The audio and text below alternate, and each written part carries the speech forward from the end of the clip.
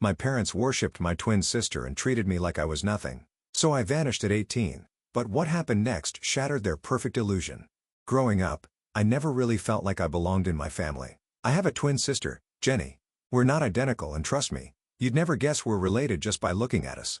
She's like one of those girls you see on Instagram, always looking perfect, blonde, tall, pretty much the whole package. Meanwhile, I'm 5'2" with brown hair and look more like the before picture in those makeover shows. It's not like I'm fishing for compliments or anything. It's just the reality I grew up with. People always saw her first, and that includes my parents. From the time we were little, it was pretty obvious who the star of the family was. Jenny was always front and center in every photo, every family video, and every memory we seemed to make. I was just there. I guess I kinda got used to it, but it hurt. I think the worst part was that no one even seemed to notice. Not my parents, not my friends, no one. I remember one birthday, I think we were turning 12, and my parents threw this big party for both of us. But it didn't really feel like my party at all. They spent so much time getting Jenny the perfect dress, making sure her hair was done, and talking about how beautiful she looked. Me? They gave me a gift card to Target and said I could pick out something for myself if I wanted. That was kind of the norm for me, always getting the leftovers. Jenny, on the other hand, was the kind of person people just wanted to be around. She could walk into a room and instantly everyone would gravitate toward her. It wasn't that I hated her for it. Well, maybe a little. But what really got to me was how our parents fed into it. They loved how much attention she got, how she always seemed to be the center of everything. I think they started seeing me as more of a background character in my own life. I was always more on the quiet side. I didn't mind reading a book or just hanging out by myself. But even when I did try to get some attention, it felt like I was always being compared to Jenny. If she was wearing a new outfit, my mom would say something like, "Doesn't Jenny look amazing in that? Maybe you should try dressing like her." Or when we'd go to family events, they'd gush over how she was growing up to be so beautiful and successful, then glance at me like I was just tagging along for the ride. I think it was around middle school that I really started to notice how different things were for us. Jenny got all the support, whether it was for her cheerleading, friends, or whatever she wanted to do. Our parents were at every single one of her games, sitting front and center, cheering her on like she was about to win the Olympics. Meanwhile, I was on the track team, running my heart out at meets, and not once did they come to watch me, not even once. I'll never forget this one time when I had a big race. I was so excited because I'd been training for weeks, and I really wanted to show them what I could do. I told them about it, made sure they knew when and where it was, and even asked if they could bring a camera to get some pictures. Well, the day came and I looked into the stands before my race started. Guess what? They weren't there. Later, I found out they were at one of Jenny's cheerleading practices. Not even a competition. A practice. That's when I realized how much they just didn't care. It wasn't just the attention either. The way they spent money on us made it even more obvious. If we were going shopping, Jenny would always get the expensive stuff. Designer clothes, new shoes, the works. I'd get the basics. Whatever was left after they spent most of the budget on her. I remember asking my mom why I couldn't get the same things. And she literally told me, "Well, people know Jenny more, so she needs to look nicer." It was like they didn't even care how it made me feel. I was just there to fill space. Looking back, it's no wonder I felt like I didn't matter. I tried to ignore it for a long time, telling myself that maybe I was just overreacting or being too sensitive. But it wasn't just me. Everyone around us treated Jenny like she was the sun, and I was just some random planet circling around her. The worst part was that I started believing it.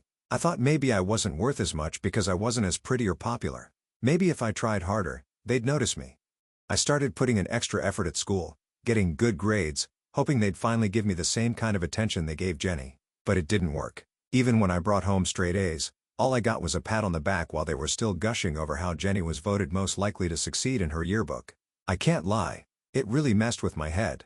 I'd see other families where siblings were treated equally, and I couldn't help but wonder why mine wasn't like that. Why did I have to work so hard just to get a fraction of the attention she got without even trying? It got to a point where I just started pulling away. I'd spend more time in my room, avoiding family dinners or gatherings where I knew Jenny would be the center of attention. I didn't hate her, but I definitely resented the way things were. It's hard not to when you feel invisible next to someone who's shining so brightly. There's this one memory that still sticks with me. It was the summer before we started high school. My mom had taken us shopping for school clothes. And as usual, Jenny got this whole new wardrobe, brand names, all the latest trends. When it was my turn, I ended up with a couple of t-shirts and jeans from the clearance rack. I asked my mom why Jenny got so much more and she just shrugged and said, "Well, you don't really care about clothes as much as Jenny does." That's when I knew for sure that nothing was ever going to change. Growing up in Jenny's shadow wasn't just about her being prettier or more popular. It was about how my parents constantly showed me in a million little ways that she mattered more. No matter what I did, I was always going to be second best. It wasn't just one thing that pushed me over the edge. It was like a bunch of little moments piling up until it became too much. I hit a breaking point when I turned 18, but let me walk you through how that actually happened. Growing up with Jenny was tough, but when we hit high school, it got way worse. By then, she had this huge friend group and I was still the awkward quiet one. I never really fit in no matter how hard I tried. It was like everyone knew me as Jenny's sister, but no one cared to know me. I think my parents expected me to just blend into the background while Jenny shined, and honestly, I did for a while. I figured, why fight it? They weren't going to change and neither was she. But by senior year, I was getting ready to leave. I'd been planning it for a while. I didn't tell anyone, not even my friends. I didn't want to risk my parents finding out before I was ready. I was working part-time at a local coffee shop, and I saved up every penny I could. It wasn't much, but it was enough to get me out. I knew I couldn't rely on my parents to help me out once I left, so I had to do it on my own. Anyway, the breaking point came on my 18th birthday. My parents decided to throw a joint party for me and Jenny like they always did. But of course, it felt like the party was more for her than for me. They had invited all of her friends, most of whom barely knew I existed, and all the attention was on her again. I remember standing in the corner of our backyard watching everyone fawn over Jenny in her new designer dress, taking selfies and laughing with her friends. Meanwhile, I was stuck in this old dress I had bought from the clearance rack at some department store. I looked down at the cake. Jenny's name was written first in big fancy letters, mine tucked away in the corner like an afterthought. I tried to stay positive. I mean, it was my birthday too, right? Maybe they had planned something special for me. But when it came time to open presents, the difference between how they treated us became impossible to ignore. Jenny went first, and of course, she was showered with gifts, clothes, makeup, a brand new purse from some designer brand I can't even pronounce. Then it was my turn. I didn't expect much, but what I got made my stomach drop. My parents handed me a $100 gift card to a bookstore. Don't get me wrong, I love books, but it was hard to ignore the fact that Jenny had just unwrapped a $1,000 gift card to her favorite boutique. They tried to justify it by saying, "Well, you like reading, so we thought this would be perfect for you." I nodded, said thanks, but inside I was boiling. It wasn't about the gift card itself. It was about what it represented. I felt like they were telling me I wasn't worth the same, that I wasn't important enough to get more than a $100 while Jenny got 10 times that. It was a slap in the face. After the party ended, I went up to my room and packed. I didn't want to waste any more time. I'd been saving for months, and now that I was officially 18, nothing was stopping me. I didn't tell my parents that night. I just packed everything I owned into 2 suitcases and planned to leave first thing in the morning. The next day, I woke up early, hoping to leave before anyone else got up. But of course, nothing goes according to plan. As I was heading down the stairs, my dad caught me. "Where are you going with all that?" he asked, eyeing the suitcases. I froze for a second, then took a deep breath. "I'm leaving. I can't stay here anymore." My dad's face shifted from confusion to shock. "What are you talking about? You're 18 now. We can help you with college, with whatever you need. You don't have to do this." I looked him in the eye and said, "Help me? Like you've helped me all these years?" "I don't think so." My voice was shaking, but I kept going. "You've made it pretty clear where I stand in this family, and I can't do it anymore. I'm done being the second choice." He didn't know what to say. He just stood there speechless. My mom must have heard the commotion because she came into the room next looking just as confused. I repeated myself, "I'm leaving." My mom tried to play the guilt card. "You can't just leave us like this. We love you. We're your family." I laughed. It wasn't funny, but I couldn't help it. "Family? You've treated Jenny like gold and I've been treated like I don't matter. I'm done." They both tried to convince me to stay, but I had already made up my mind. I wasn't going to let them talk me out of it. I grabbed my suitcases and walked out the front door, leaving behind everything I knew. I didn't have much of a plan, but I knew one thing for sure. I wasn't going back. I got on a bus that morning and headed to a small town about 4 hours away. It wasn't fancy or anything, but it was far enough that I didn't have to worry about running into anyone I knew. I found a cheap apartment. Honestly, it was more like a shoebox with a bed, but it was mine, and that's all I cared about. It felt like a weight had been lifted off my shoulders. For the first time in my life, I was free. I didn't have to live in Jenny's shadow anymore. I didn't have to deal with the constant comparison, the favoritism, the feeling of being invisible. I was on my own now and that scared me, but it also felt really good. I spent the next few weeks getting settled into my new life. I got a part-time job at a grocery store and tried to figure out what I wanted to do next. My parents kept calling and texting, but I ignored every message. I wasn't ready to talk to them. Honestly, I didn't even know if I wanted to talk to them ever again. Every day, I felt a little stronger. I was finally starting to figure out who I was away from my family, away from the shadow of Jenny. It wasn't easy, but I was proud of myself for taking that step. I didn't have a lot of money, but I had peace of mind, and that was worth more than anything they could have given me. Looking back, walking out that door was the best decision I ever made. It wasn't just about leaving my parents, it was about choosing myself for the first time in my life. I didn't know what the future held, but I was ready to face it on my own terms. After I left home, there was this eerie silence that followed. I guess I expected something dramatic, like my parents showing up at my new place or bombarding me with non-stop calls, but that didn't happen. I guess part of me was relieved that they didn't try to drag me back. Another part though kind of wondered if they even really cared. The first few days after leaving were surreal. I had this tiny apartment, which was honestly just 4 walls with a bed and a leaky faucet, but it was mine. I remember sitting there in the quiet thinking, what now? It wasn't like I had this grand plan. I just wanted to get away. But once you've left, what's next? I spent a lot of time thinking about that, especially in the early days when it was just me and the silence. I didn't have much money, but I managed to get a part-time job at a grocery store to keep myself afloat. It wasn't glamorous, but it paid the bills. It kept me busy too, which I needed.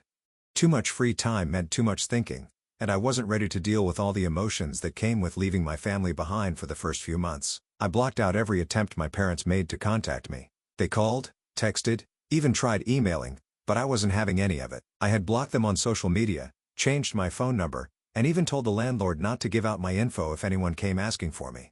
I was serious about cutting ties. But the silence? Yeah, that part was hard. I thought it would be freeing, and in a way it was. I didn't have to deal with being compared to Jenny every second of the day, and I could finally breathe. But at the same time, there was this lingering emptiness I didn't expect. I didn't expect to miss them, but there it was, gnawing at me. Not enough to go back, but enough to make me wonder what the hell I was supposed to do now. I spent a lot of time alone during those months thinking about everything. It was kind of like going over the past, trying to make sense of it all. I'd sit there playing back old memories, trying to figure out where it all went wrong. Why was Jenny always the favorite? Why did I never seem to measure up no matter what I did? One day out of nowhere, I started seeing a therapist. I figured I might as well talk to someone even if I wasn't ready to talk to my family. I wasn't looking for some big breakthrough or anything.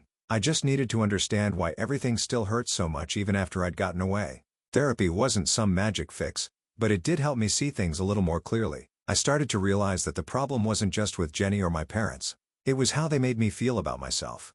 I had spent so many years believing that I wasn't good enough, that I wasn't as important, that I had kind of internalized it. I mean, if your own family treats you like you don't matter, how are you supposed to believe anything else? The more I talked through it, the more I began to understand that their treatment of me wasn't a reflection of who I was. It was a reflection of them. They had their own issues, their own reasons for playing favorites, but that didn't mean I was less valuable because of it. It took a long time for me to wrap my head around that. I think it's something I'll always struggle with on some level. During that first year away, I didn't make any big moves. I kept my head down, worked my shifts, and stayed quiet. I had a few friends, but I wasn't exactly out living life to the fullest. Most of the time, I just kept to myself. I needed the space. I needed the time to process everything. Even if that meant spending a lot of nights just staring at the ceiling, wondering if I'd ever really feel normal again. Meanwhile, Jenny was living her life too. I hadn't spoken to her since I left, and to be honest, I didn't expect to. I figured she was off at college or something, probably still being the golden child in my parents' eyes. I didn't hate her anymore. I think I had stopped hating her the moment I walked out the door. It wasn't really her fault that our parents had put her on a pedestal. I think I had blamed her for so long that I didn't even realize how messed up the situation really was. She was just playing the role they gave her. There was this one night maybe 6 or 7 months after I left where I almost picked up the phone. My dad had sent this long email, something about how they missed me and how they just wanted to talk. For a second, I thought about replying. I thought about giving him a chance to explain, maybe even patch things up. But then I remembered all the years of being second best, all the times they ignored me or brushed me off, and I just couldn't do it. Instead, I deleted the email. It wasn't the time for me to forgive or forget. I still wasn't sure if I even wanted to. What would they say that could make up for everything? What could they possibly offer me now after all those years of making me feel like I didn't matter? So I kept the silence going. It was better that way. I wasn't ready to face them and I didn't owe them anything. Not yet. As the months went by, I started to feel a little more settled in my new life. I wasn't exactly happy, but I wasn't miserable either. I guess that's progress, right? I worked my shifts, made some new friends, and started to feel like I could breathe again. Slowly, I started to build something for myself, even if it was just small steps. It felt good to be in control of my own life for once, but every now and then I'd think about them. My parents, Jenny, the life I left behind. I wondered what they were doing, if they had finally realized how much they had screwed up. I wondered if they missed me as much as they claimed or if they were just trying to clear their conscience. It was hard to say. What I did know was that I wasn't ready to go back. Not yet. I had a lot of healing to do and that was going to take time, maybe a lot of time. For now, the silence was exactly what I needed. So fast forward to almost 2 years after I left home. By that point, I had pretty much settled into my new life. It wasn't glamorous or anything. I was still living in that tiny apartment, working my grocery store job and keeping to myself. I had made a few friends, but nothing too close. Mostly, I just kept my head down and focused on building something. Anything that felt like mine. Then one day out of the blue, and I know I said I wouldn't use that phrase, but seriously, this came from nowhere. I got a message from my dad on Facebook.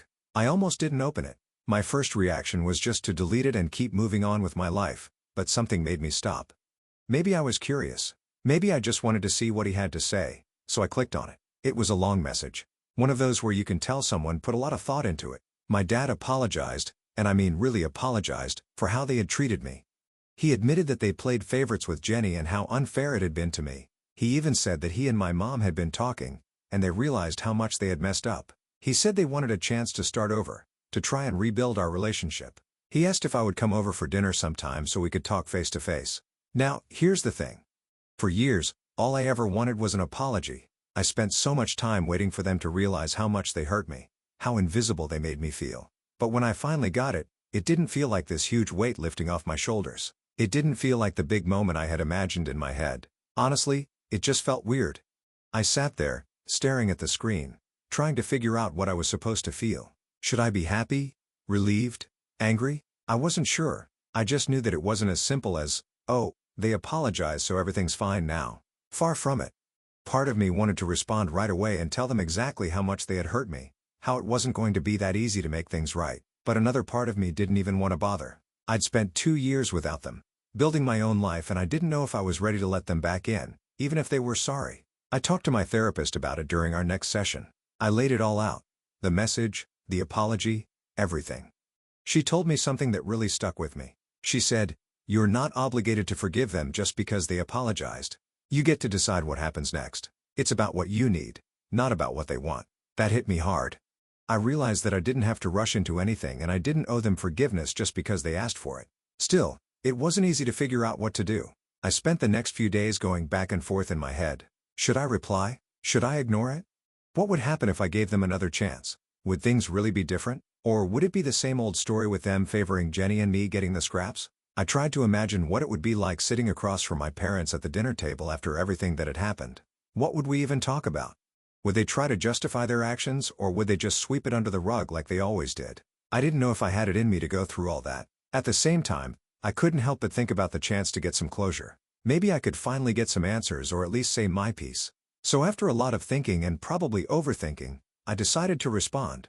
I kept it short. I told my dad that I appreciated the apology, but if we were going to have any kind of relationship, I needed more than just a dinner invitation. I needed real answers. I needed to understand why they had treated me the way they did, and I wasn't willing to meet up unless they were ready to have that honest conversation. I hit send and then I waited.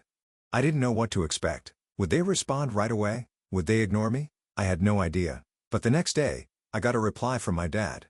He said he understood and that they were willing to be open about everything. He said they'd answer whatever questions I had, no matter how hard it might be. That's when I realized I was at a crossroads. This was my chance to confront them, to finally hear the truth about why things had been the way they were. But I still wasn't sure if I was ready for it. There was a part of me that was scared to hear their answers, scared that it wouldn't give me the closure I thought I needed. What if they said something that made it worse? What if the truth was even uglier than I had imagined? I kept going back and forth in my head. Was this really the right time to have that conversation?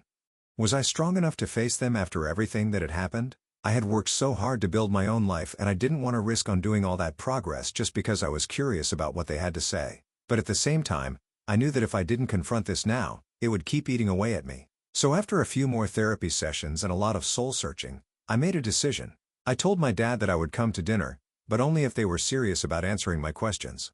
No more excuses. No more pretending. I wanted the truth and I wasn't going to settle for anything less. The day I sent that message, I felt this weird combination of relief and dread. I knew there was no turning back now. Whatever happened next, I was going to have to face it head on. I wasn't sure what the outcome would be, but I knew that it was something I had to do for myself, not for them. And so I waited. For the first time in years, I was about to face my parents again. I didn't know what was going to happen, but one thing was clear. This was going to be a turning point one way or another. So after all that thinking, I finally agreed to meet my parents. We set a date for dinner and I was dreading it, like the kind of dread that sits in the pit of your stomach and just gnaws at you. I kept going over different scenarios in my head. What they'd say, how I'd react, whether I'd lose my cool or stay calm. I wasn't sure what was going to happen, but I knew I had to do it for me, not for them.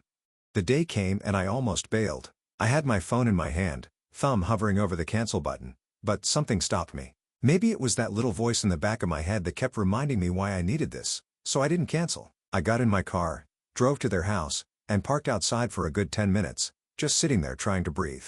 It felt weird being there again. The place hadn't changed at all. Same porch, same front yard, even the same old rocking chair my dad used to sit in. I sat there thinking, what the hell am I doing? But I knew if I didn't go in now, I never would. So I forced myself out of the car, walked up to the front door and rang the bell. My heart was pounding and I could feel the anxiety bubbling up. The door opened and there they were. My parents, looking older than I remembered. My mom smiled, kind of a nervous smile, and my dad stepped aside to let me in. Walking into that house was like stepping into a time warp. Everything looked exactly the same. The family photos were still on the wall, most of them of Jenny, of course. It was like I'd never left, and for a second that really messed with me. It made me realize just how much I had changed even if they hadn't. We sat down at the dining table, the same one where I'd spent so many dinners feeling invisible. My mom had made spaghetti, my favorite when I was a kid, but the smell just made me feel uneasy. It was like they were trying too hard to make it seem normal, like I was just coming over for a casual family dinner. But we all knew that wasn't the case. I didn't say much at first. My dad started with some small talk asking how I'd been, how work was, that kind of thing. But I wasn't there for that. I didn't want to pretend like everything was fine. So after a few minutes, I just came out with it. Look, I didn't come here to chit-chat. I came because I need answers. The room got quiet real quick. My dad looked at me kinda surprised, but he nodded. We owe you that, he said. You're right, I didn't waste any time. I just asked the question that had been burning in my mind for years. Why? Why did you always treat me like I didn't matter? Why was Jenny always the favorite? My mom's face fell and she started to tear up. She looked at my dad like she didn't know where to begin. My dad cleared his throat and started talking. He said that when they had us, me and Jenny, they weren't prepared for twins. They only wanted one kid, and when they found out there were two of us, they panicked. He admitted that they just didn't know how to handle it, so they focused on the one that seemed easier, Jenny. I sat there stunned. Easier? You treated me like I was some kind of problem because I wasn't as outgoing or pretty as Jenny? My dad sighed. It wasn't like that. Well, maybe it was. We didn't mean for it to be that way, but over time we just fell into this pattern of giving Jenny more attention. She was always in the spotlight and we didn't realize how much we were neglecting you. I didn't know what to say. I mean, I had figured it was something like that, but hearing him say it out loud, it hurt in a way I wasn't ready for. My mom finally spoke up. She was crying at this point, her voice shaky. We were wrong. We were so wrong and we didn't see it until after you left. We thought you were fine. You were always so independent. And Jenny, well, she needed us more. I couldn't help but laugh even though nothing about this was funny. Needed you more? You're telling me that I didn't need my own parents because I didn't ask for as much? Because I didn't need you to coddle me the way you did with her? My mom just cried harder and my dad put his head in his hands. We failed you, he said. We see that now and we're sorry. We're so sorry. I sat there feeling all the anger and hurt bubbling up inside me. I wanted to yell, to scream at them for everything they'd done, but at the same time I was exhausted. I had spent so long carrying this weight and I wasn't sure if yelling at them was going to make it any lighter. I took a deep breath. It's not just about being sorry, I said. It's about understanding how much damage you did.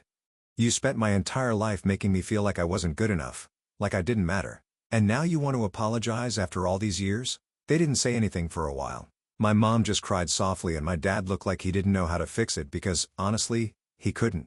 No amount of sorry was going to undo the years of feeling invisible, but I kept going. I didn't come here for an apology. I came because I needed to say this out loud. You hurt me. You made me feel like I was nothing compared to Jenny, and that's not something you can just take back." My dad nodded slowly. "I understand. We don't expect you to forgive us right away. We just wanted the chance to tell you how sorry we are and to see if there's any way we can try to make things right. I didn't know if there was a way to fix it." I told them that. "I'm not ready to forgive you. I don't know if I ever will be, but I appreciate that you're finally acknowledging it." There wasn't much else to say after that. We sat there in awkward silence for a while, eating our spaghetti. It wasn't some grand emotional reconciliation, and I didn't walk away feeling like everything was fixed, far from it.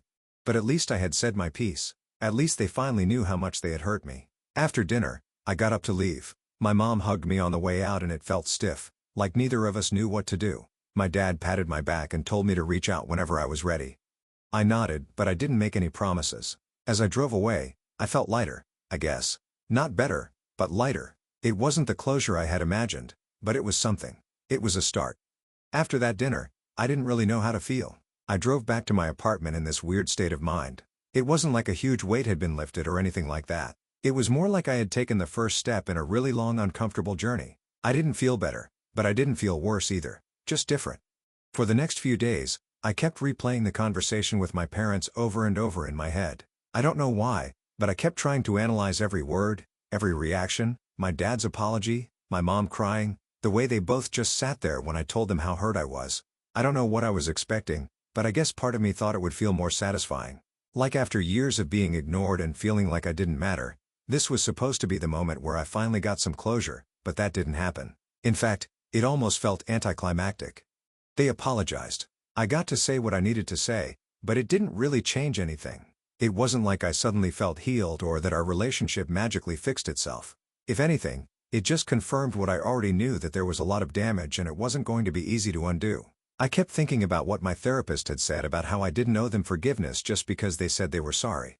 I tried to remind myself of that every time I felt guilty for not being ready to forgive them. They wanted to fix things, sure, but that didn't mean I had to be ready for that right now. I had spent so much time building a life without them, and I wasn't sure I wanted to let them back in, even if they were genuinely sorry. Jenny reached out a few days after the dinner.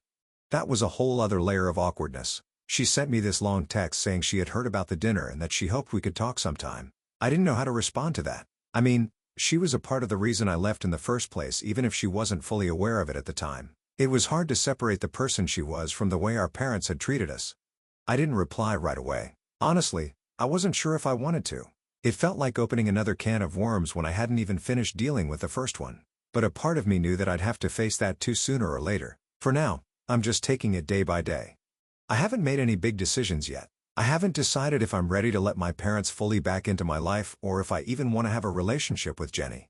Right now, I'm just trying to process everything, to figure out where I stand and what I need. It's weird. I thought getting the apology would feel like the end of something, but instead, it feels more like the beginning of something else. Something that's going to take a lot of time to figure out, and that's okay. I've realized that there's no rush. Whatever happens next, it'll happen when I'm ready. For now, I'm just focusing on me.